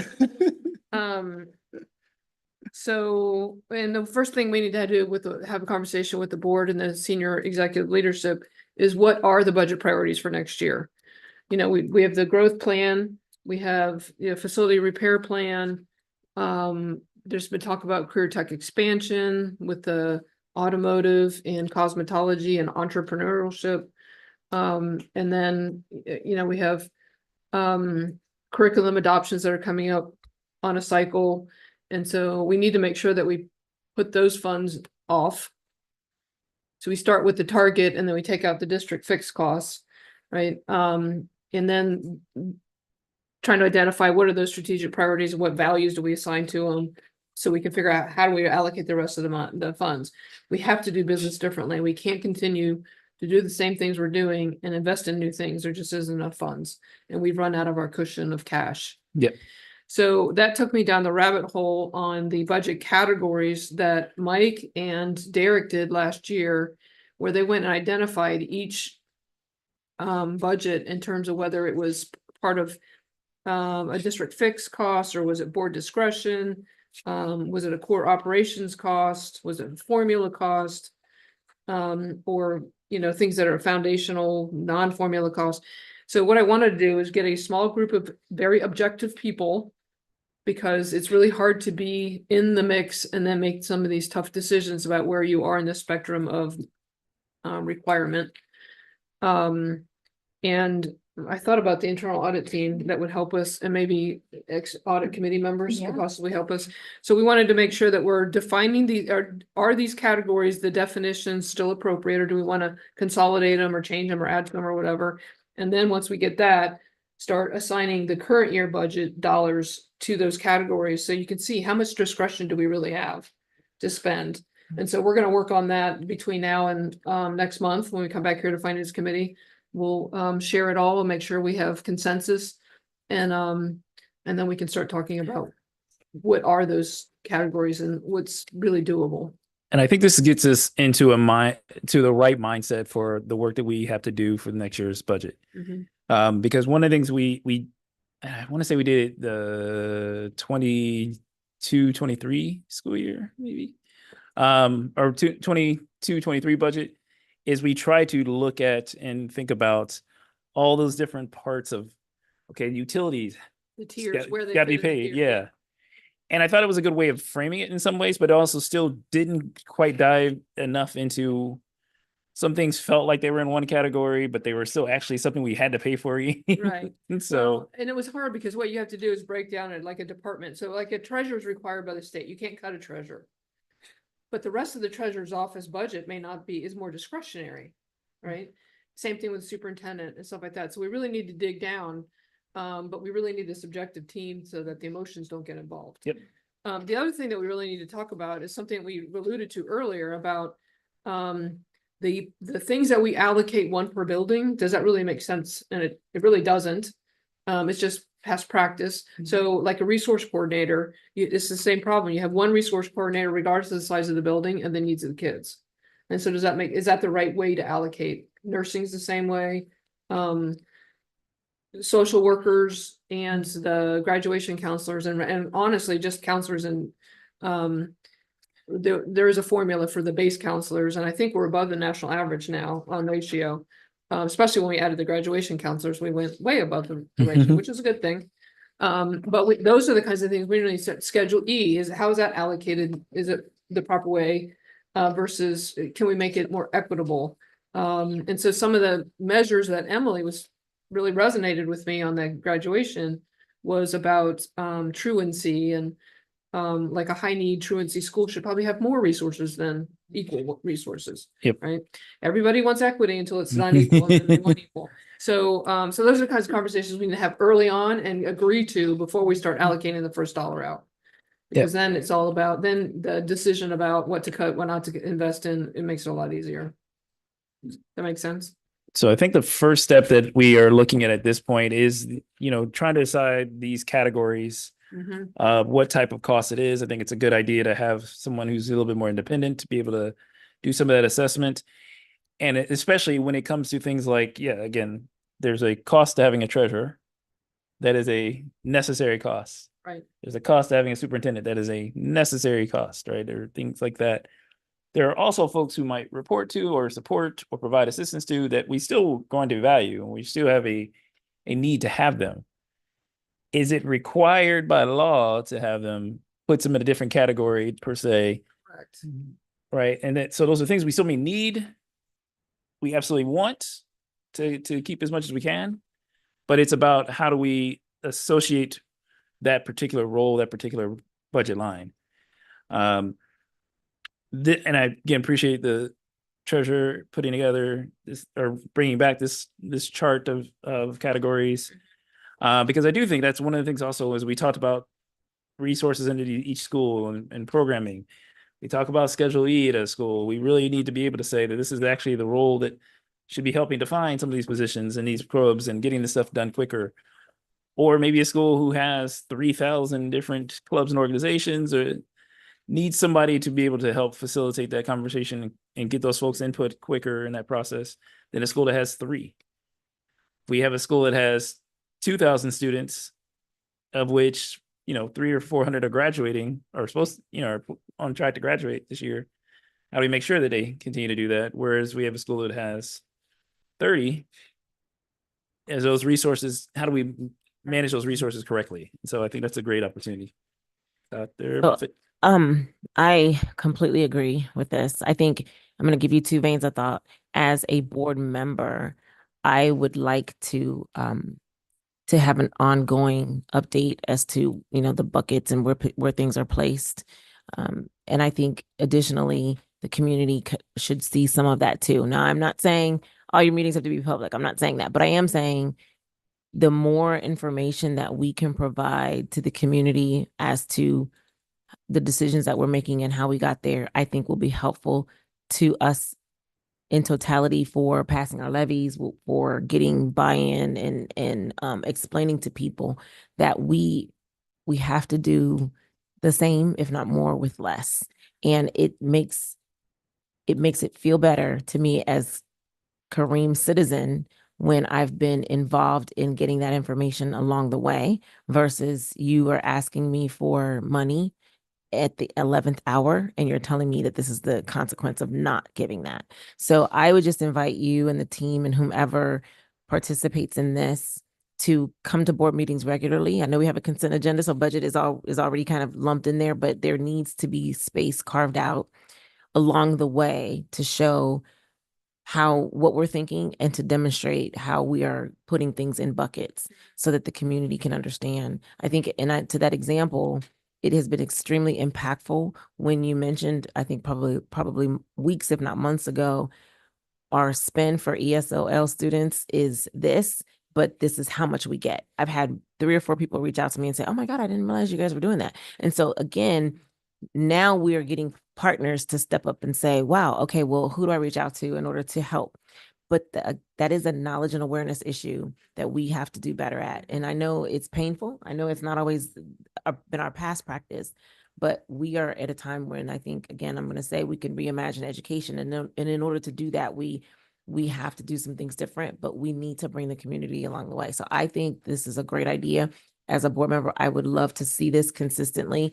I need that consistent reminder that this is what you all are thinking, but the public does as well. Mhm. So maybe have this as part of what you give Like a the standing- treasurer. Yeah, yeah. And yeah. And if I'm not mistaken, I believe, part of the reason of doing this also though, is that we have a meeting in October where the board also has to give some guidance on where we are going to start moving as a district to develop our budget, to think about what our priorities we're going to set, and those type of things. So the hope is with something like this, directly provided to the board, we start to understand better and can give better guidance so that they can create something that they can bring back. Yeah, the biggest struggle is ensuring that the board speaks with one voice, right? Instead of, and, Carolyn Jones used to call it the wish list. It's, and we're trying to solve all these needs. And so that's a challenge. I will say that, from here on out, Mike is going to be leading most of the effort. There has to be consistency regardless of who sits in this seat next year. What I do has to be learned by somebody else. So he's going to take most of the lead. I'll be there with them coaching and whatever, but it's time to transition as hard as that's going to be. Mike just getting all kinds of accolades today. Meeting of Mike. So you have some documents. There's also this document that I started, the fiscal year 26 budget worksheet, where I just started with the November forecast of 630 million and then started capturing what's fixed, right? And then as we polish this, we'll start adding to this and then it will become, so we certainly can do a standing agenda item. I'll talk to the board president about making sure that's on meeting agendas, and Phyllis, if you can remember to do that.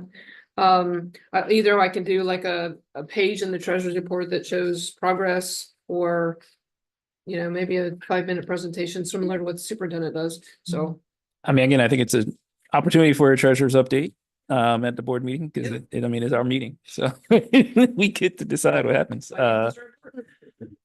And again, this is all in prep for us both having the conversation in October so that we're ahead of the game, so that we're able to get information out to our teachers, to our staff, to our principals, to our central office folk.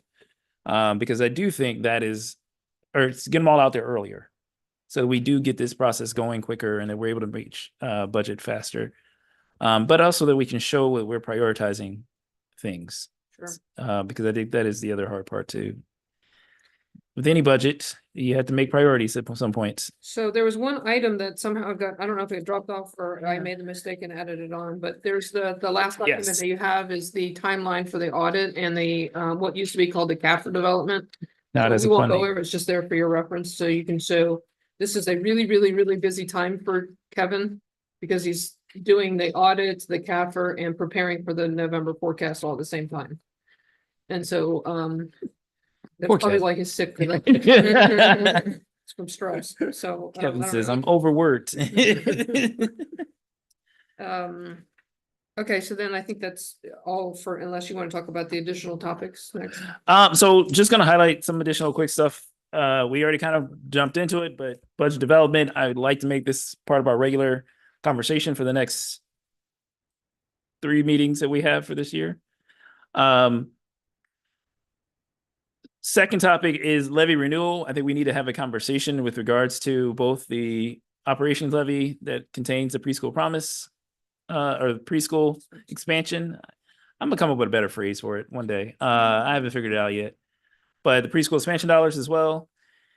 And I do think we need to begin a conversation with regards to our facilities master plan. Additionally, because I don't believe we are going to be able to fund it simply by wishing and hoping and dreaming that the repairs fix themselves. So we're gonna have to figure out some way to pay for it. And so I think that's another conversation that we have to have. But I think, again, maybe revisiting from this committee, this needs to be part of the budget conversation that we actually have for next year.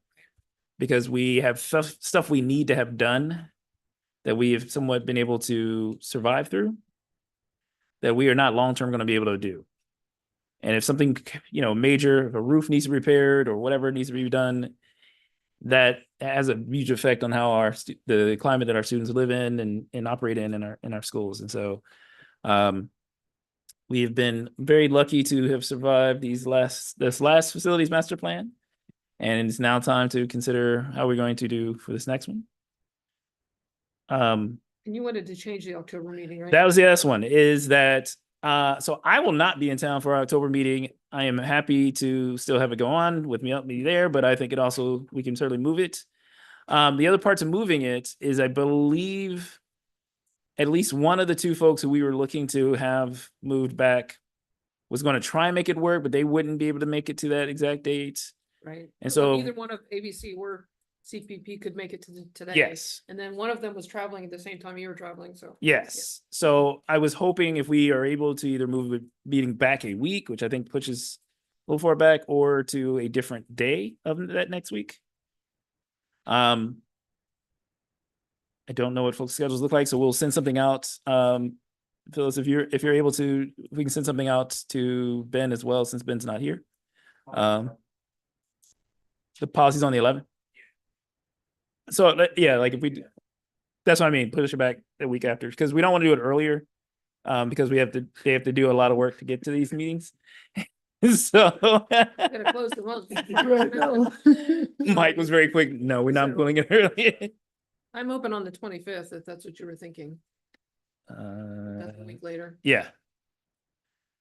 But we can do it offline. Just have, again, Phyllis, if you want to just send something out to the treasurer, as well as to Ben and myself and Dr. Moffitt, so that we all can kind of just coordinate a date if that, and again, if the 18th works, we can, we'll just have you two here to do it. But I know specifically, I can't remember which one said they would be out of town. One of them will be at a conference. I think it's ABC. Yes. Sally, I think it was Sally. So we're hoping to have ABC and CPP come and just present on what the great works they've been able to do and how we are, again, using these funds that we've been given to support our students with in a way that's been fiscally smart. So I am free on the 25th, so you don't have to send it to me. I can do that. Oh, sweet. Well, then we'll just move it to the 25th, and because Ben's been overruled if he's not here. So, but we'll figure out exactly. I think the same time will work, but we'll confirm all that. All righty. Yes. Michelle. Yes. Wait, let me say, do we have any people online that has public comment? All right. Well, Michelle. The reach. Thank you. Hi, my name is Michelle Dunn with the Cincinnati Federation of Teachers, and I just want to make a couple comments on the TIF CRA presentation. The characterization of TIF and CRA impacts on CPS and our communities, on our tax base, that I felt it kind of was relayed that it was causing no harm, that we're, quote, getting what we're entitled to is slightly irresponsible. This is a national debate on shifting public dollars from basic services like public education to incentivize private business, and it's certainly not settled. So a couple other things. Our county auditor, I just want to give veneration to former Bridget Kelly, who's county auditor, who for the first time really uploaded CRA information onto the auditor website in a way that had never been publicly available before. And I know this from personal experience. I used to go down to Dusty Rhodes' office in person, and he would give me a password to some massive Excel spreadsheet that was mentioned earlier with lots of notes fields that are not searchable. So Bridget Kelly really got us really advanced towards having things on public access in terms of CRAs and TIFs, and that included the Port Authority information, which was not mentioned in the presentation. The Port Authority is fully exempted from paying taxes, and as you probably know, the Port Authority owns thousands of parcels in the city. They get a 1-year tax exemption, and so if they hold a property more than 1 year, they're supposed to start paying taxes. we sort of famously found out that one of their properties, the Great American Building, had not paid their taxes and continued to claim exemption under the Port Authority. The other thing I'd like to remind the public is that things like the soccer stadium has a series of 31-year leases to avoid paying their fair share of taxes to our city's public services. So there's lots of games played for tax avoidance. And so just wanted to shout out that the Port Authority is an exempted entity. They do not pay taxes on all those properties, but they're only supposed to get that exemption for 1 year. I also want to highlight, and I thought the presentation fell a little short on really emphasizing that this is only specific to commercial properties when we're talking about clawing back some of those funds that are meant for public education for our schools. So this is not at all residential parcels. We're only talking commercial parcels. That agreement that was mentioned that increased our percentage, CPS's percentage, from 25% up to 33%, yes, was a change in the ordinance that is negotiated between you, the CPS board, and the city of Cincinnati. And that increase was hotly advocated for, debated. Cincinnati Federation of Teachers, I would say, took the lead on a public-facing campaign to demand a better rate of return from business exemptions to our students.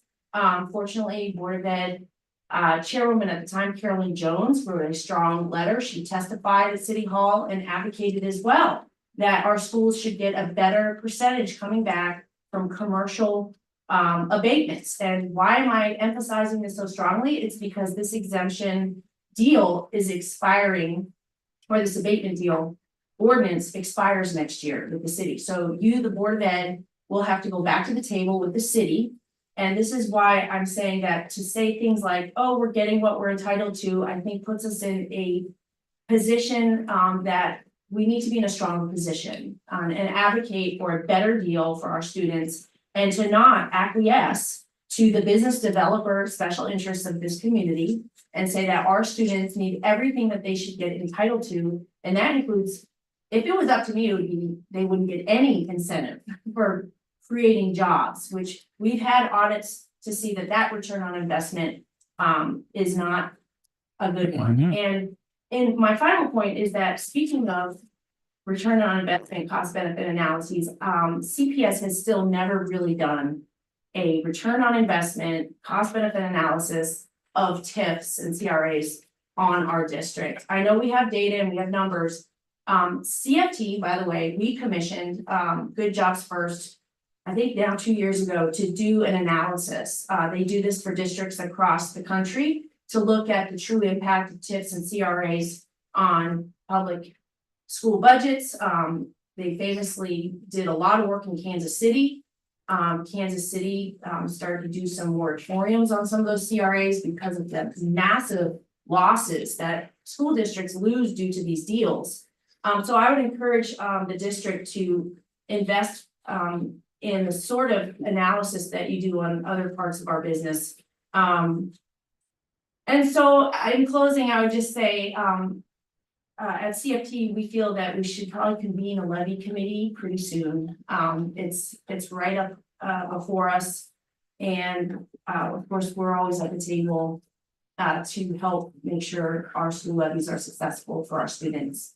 Thank you for the time. All righty. There's no further business before us today.